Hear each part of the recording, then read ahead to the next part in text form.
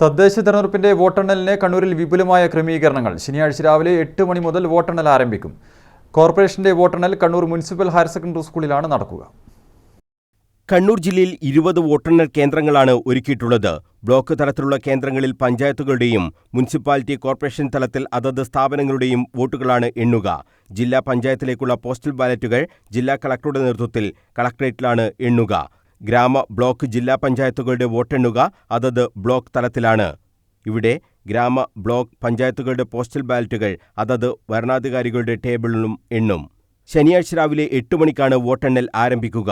ആദ്യം വരണാധികാരിയുടെ ടേബിളിൽ postal ballot എണ്ണിത്തുടങ്ങും. തുടർന്ന് വോട്ടിംഗ് മെഷീനുകളിലെ വോട്ടുകളും എണ്ണും. വോട്ടെണ്ണലിന് ഇലക്ട്രോണിക് വോട്ടിംഗ് മെഷീനിലെ കൺട്രോൾ യൂണിറ്റുകൾ മാത്രമാണ് സ്ട്രോങ് റൂമുകളിൽ നിന്നും ടേബിളുകളിൽ എത്തിക്കുക. സ്ട്രോങ് റൂം തുറക്കുന്നത് വരണാധികാരി, ഉപവരണാധികാരി, നിരീക്ഷകർ, സ്ഥാനാർത്ഥികൾ, ഏജന്റുമാർ എന്നിവരുടെ സാന്നിധ്യത്തിലായിരിക്കും.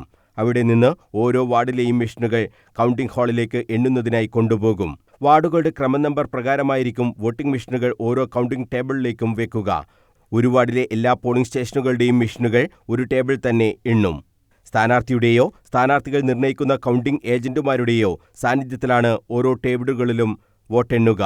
കൺട്രോൾ യൂണിറ്റിൽ ആദ്യം ഗ്രാമപഞ്ചായത്ത് സ്ഥാനാർത്ഥികളുടെ വോട്ടുനിലയാണ് ലഭിക്കുക. തുടർന്ന് ബ്ലോക്ക് പഞ്ചായത്തിന്റെയും ജില്ലാ പഞ്ചായത്തിന്റെയും സ്ഥാനാർത്ഥികളുടെയും വോട്ട് വിവരം കിട്ടും. ഓരോ കൺട്രോൾ യൂണിറ്റിലെയും ഫലം അപ്പോൾ തന്നെ കൗണ്ടിംഗ് സൂപ്പർവൈസർ രേഖപ്പെടുത്തി വരണാധികാരിക്ക് നൽകും.